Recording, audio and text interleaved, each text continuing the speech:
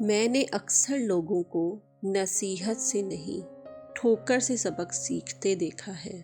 نصیحت اکثر ایک کان سے سن کر دوسرے کان سے باہر نکال دی جاتی ہے، مگر ٹھوکر سیدھی دل پر لگتی ہے۔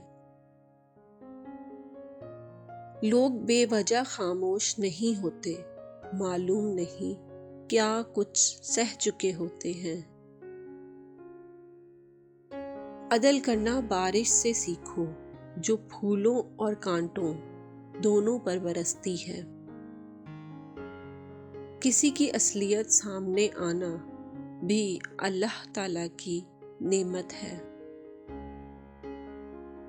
جو خود نہیں بول پاتا اس کا صبر بولتا ہے۔ خود کا دوسروں کے ساتھ مقابلہ نہ کریں۔ سورج ہو یا چاند اپنے اپنے وقت پر چمکتے ہیں۔ کچھ چیزیں ٹوٹنے پر اللہ کا شکر ادا کرنا چاہیے، جیسے کہ غرور۔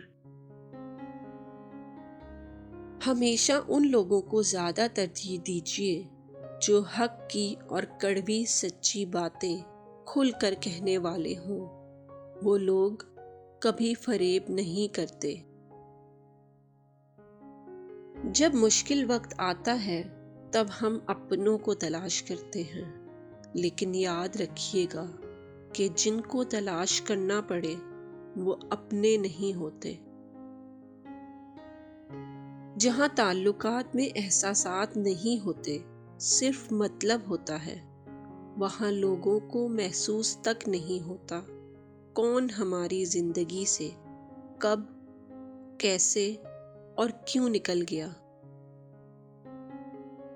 اچھے اخلاق میں میٹھا بولنا ہی نہیں بلکہ کڑوی بات برداشت کرنا بھی شامل ہے۔